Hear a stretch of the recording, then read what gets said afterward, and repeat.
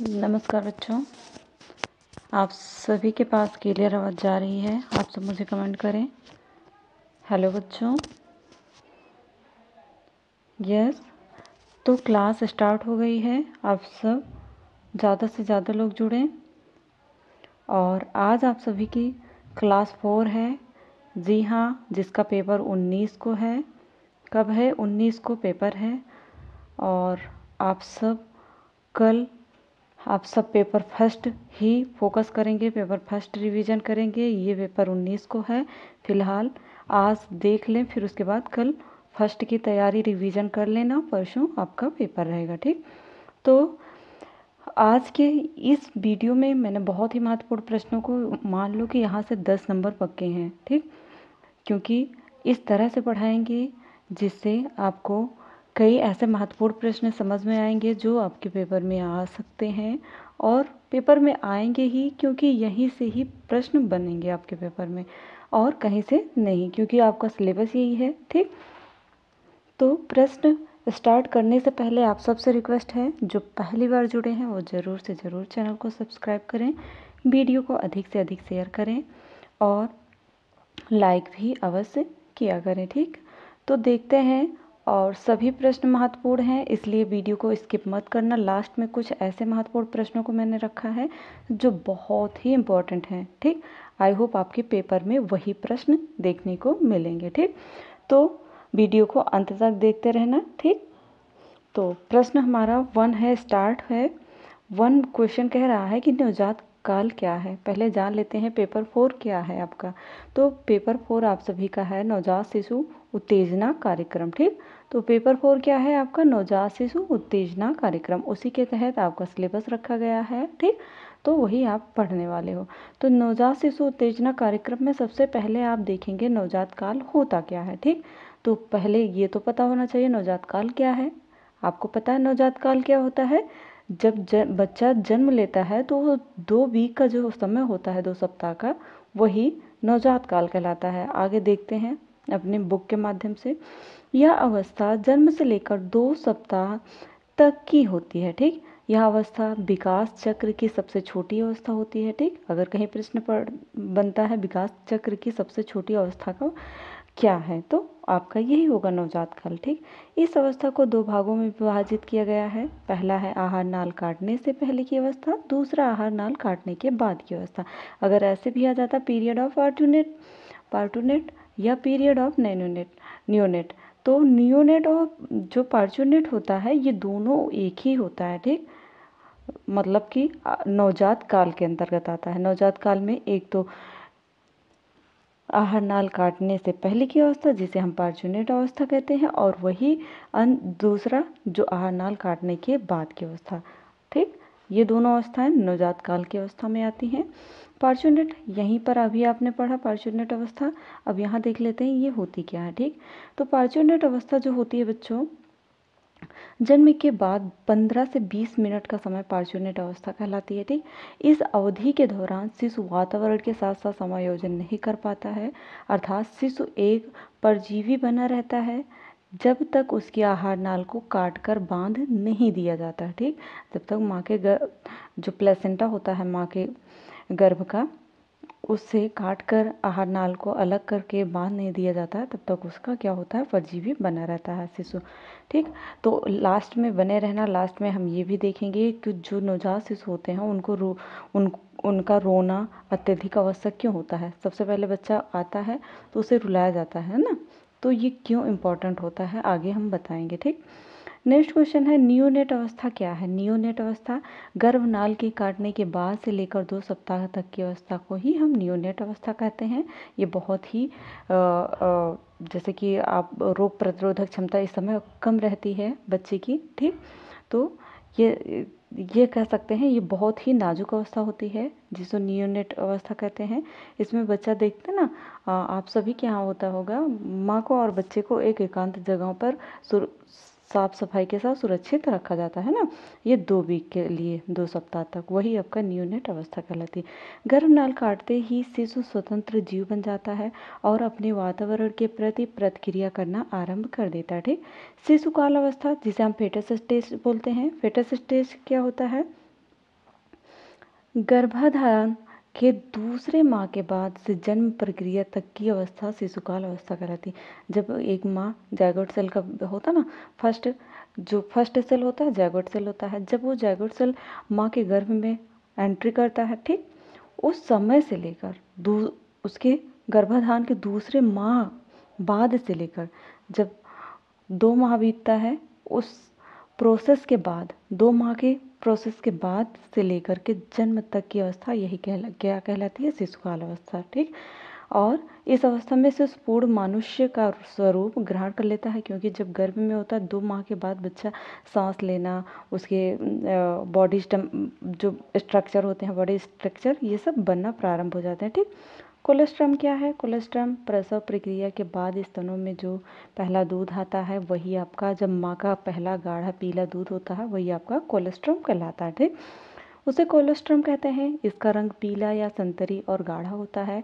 इस दूध से नवजात शिशु को कई तरह के लाभ मिलते हैं तथा शिशु की जो रोग प्रतिरोधक क्षमता होती है वो बढ़ी रहती है, ठीक। नेक्स्ट क्वेश्चन आता है वीनिंग। जी हाँ, वीनिंग क्या है? मैंने पढ़ाया हुआ है इन सभी प्रश्नों को, लेकिन ये सारे बहुत इंपॉर्टेंट हैं, इसलिए पेपर से पहले रिवीजन के लिए बहुत आवश्यक है। और लास्ट में जो प्रश्न है वो तो इतने इंपॉर्टेंट है कि पेपर में ज़रूर पूछे जाएंगे, ठीक। तो वीनिंग क्या है? वीनिंग क्या है बच्चों? वीनिंग का मतलब होता है कि शिशु को माँ के दूध के साथ अन्य आहार देना, ठीक। जो अन्य प्रकार के आहार जैसे दाल है, दाल का पानी है, कुचले हुए फल हैं और पेय पदार्थ, ये सब देना, ठीक। यह प्रक्रिया सामान्यतः 6 माह पर शुरू हो जाती है। जब 6 माह तक तो माँ का दूध अनिवार्य होता है, उसके बाद 6 माह के बाद सिर्फ माँ के दूध से शिशु की खुराक पूरी नहीं होती है और उसे विटामिन से, जैसे विटामिन सी, लौह लवण की पूर्ति के लिए अन्य आहार देना आवश्यक होता है, जैसे दाल का पानी हुआ, कुचले हुए फल हुए, ये सब दिया जाता है बच्चे को। यही आपका वीनिंग कहलाता है, ठीक। सॉरी बच्चों, ये तो प्रश्न यहाँ पे नहीं रहेगा, आगे हम बताएंगे। ये अवस्था है, ठीक। जो बाल विकास में आपका विकास की अवस्थाएं होती हैं, कौन कौन सी? एक होती है नवजात काल अवस्था, प्रश्न आप यहाँ नोट कर लें। विकास की अवस्थाएं कौन कौन सी होती हैं, ठीक। विकास की अवस्थाएं, ठीक। तो विकास की अवस्थाएं ये इतनी होती हैं, ठीक। और इनमें इसके उपरांत जो हार्लाक जी ने कहा था जन्म से पूर्व की अवस्था, जन्म के बाद की अवस्था, फिलहाल आपके सिलेबस में इतनी ही अवस्थाओं की चर्चा की गई है, जिसे नवजात काल कहा गया, बचपनावस्था और बाल्यावस्था, वय संधि अवस्था, किशोरावस्था, प्रौढ़ावस्था। और वहीं पर आपके जीन पियाजे जी हैं, इन्होंने कहा,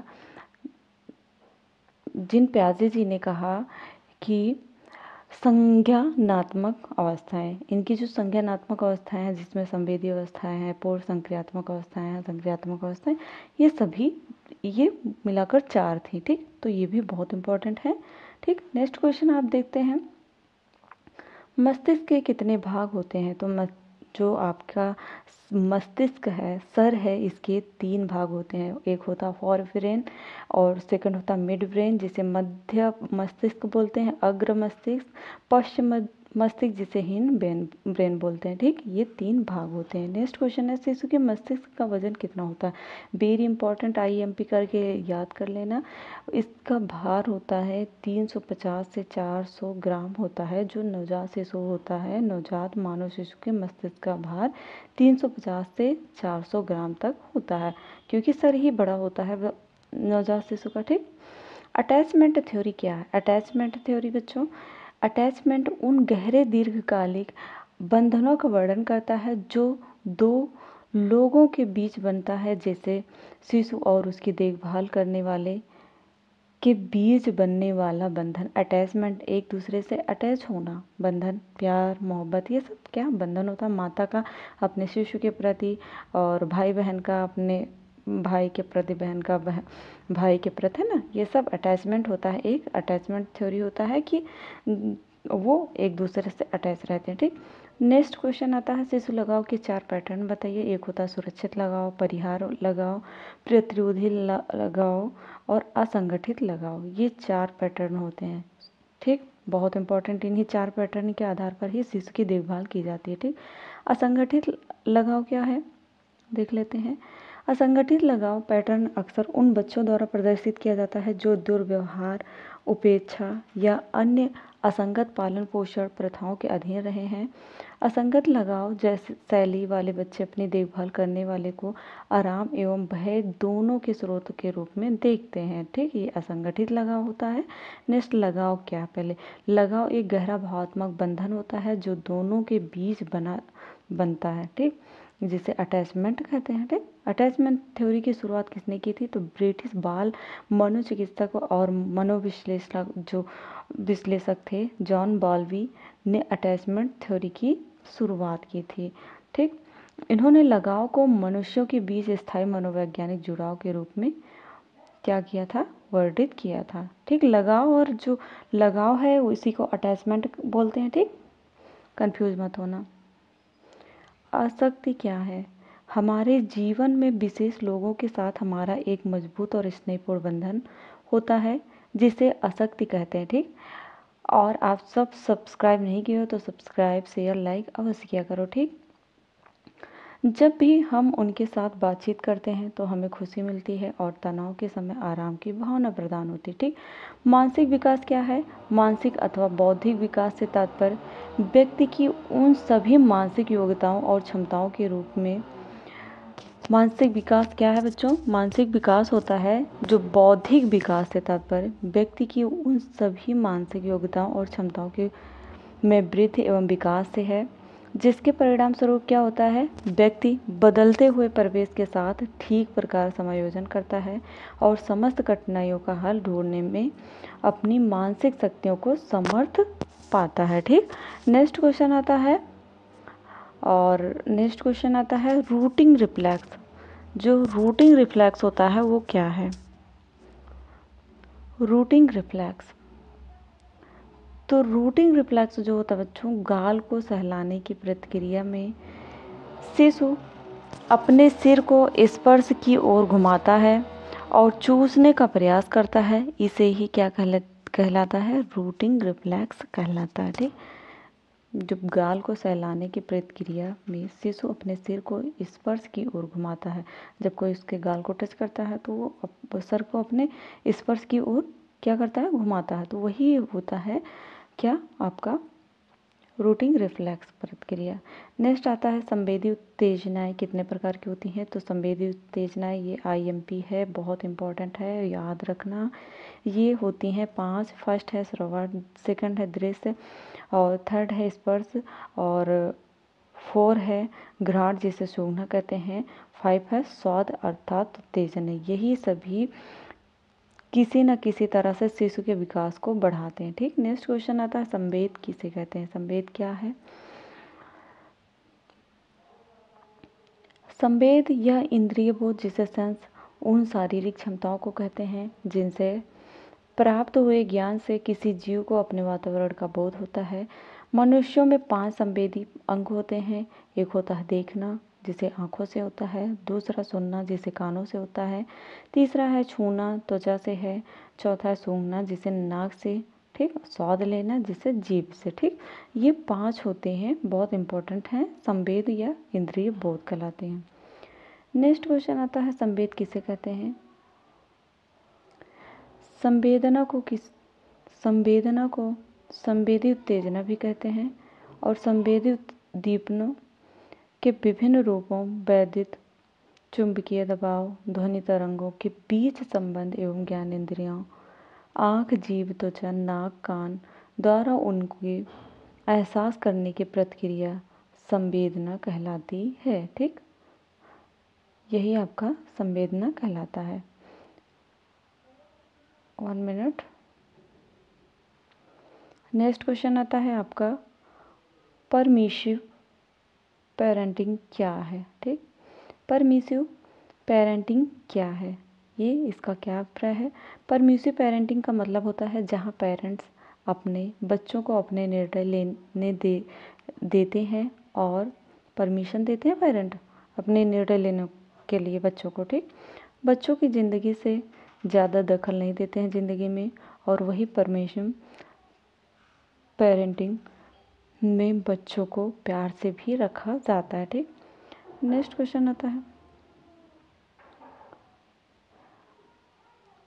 बच्चों के पालन पोषण के कितने तरीके होते हैं, अर्थात पेरेंटिंग स्टाइल कितने प्रकार की होती है।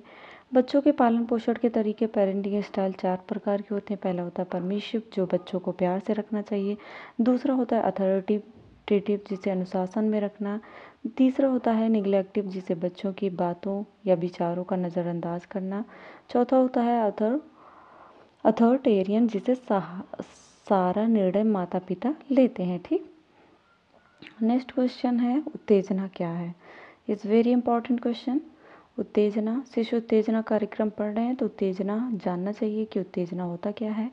क्रोध, काम आदि भावों के तीव्र आवेग की वह स्थिति जिसके कारण प्राणी संयत न रह पाए उसे ही उत्तेजना कहते हैं। ठीक,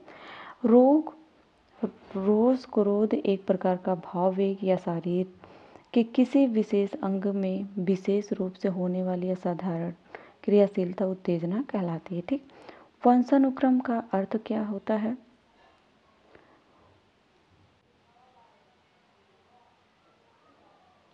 वंशानुक्रम का अर्थ क्या होता है। जेम्स टेवर के अनुसार इन्होंने कहा, वंशानुक्रम से अभिप्राय माता और पिता को शारीरिक एवं मानसिक गुणों का संतानों में हस्तांतरण होना, माता पिता के गुण बच्चों में होना, यही आपका वंशानुक्रम होता है। पीटरसन ने कहा कि व्यक्ति को अपने माता पिता द्वारा अपने पूर्वजों से जो संग्रहित प्रभाव प्राप्त होता है वही उसका वंशानुक्रम कहलाता है। ठीक, नेक्स्ट क्वेश्चन आता है, शिशु उत्तेजना चिकित्सा कौन करता है। तो शिशु उत्तेजना थेरेपी जो होता है वो कार्यक्रम के लिए प्रशिक्षित बाल विकास विशेषज्ञ की आवश्यकता होती है, जिसमें माता पिता या अन्य प्राथमिक देखभाल करने वालों को कार्यक्रम के लिए दैनिक घरेलू कार्यान्वयन के लिए प्रशिक्षित किया जाता है। ठीक, नेक्स्ट क्वेश्चन आता है, नवजात शिशु का रोना क्यों आवश्यक है। बताइए, जो नवजात शिशु होते हैं उनका रोना क्यों आवश्यक होता है। जब बच्चा जन्म लेता है तो उसे रुलाया जाता है ना। नवजात शिशु का क्रंदन अर्थात रोना अत्यंत महत्वपूर्ण होता है, क्योंकि जो रोने से उसके फेफड़े फूल जाते हैं, जिससे क्या होती है उसकी श्वसन प्रक्रिया प्रारंभ हो जाती है।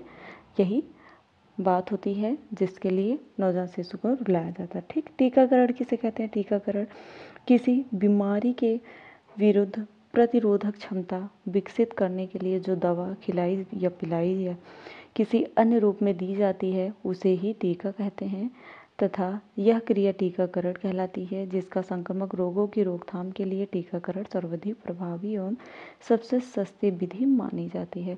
तो आई होप आपने बहुत अच्छे से समझा। तो मिलते हैं नेक्स्ट वीडियो में नेक्स्ट टॉपिक के साथ। और आप सभी के लिए एक प्रश्न छोड़ जाते हैं, आप सब मुझे प्रश्न का उत्तर बताना कि सर्वप्रथम लगने वाला टीका शिशु को कौन सा टीका लगाया जाता है। सबसे पहले शिशु को कौन सा टीका लगता है। ठीक, तो आप सभी के कमेंट का मुझे इंतजार रहेगा। मिलते हैं नेक्स्ट वीडियो में नेक्स्ट टॉपिक के साथ, तब तक के लिए जय माता रानी।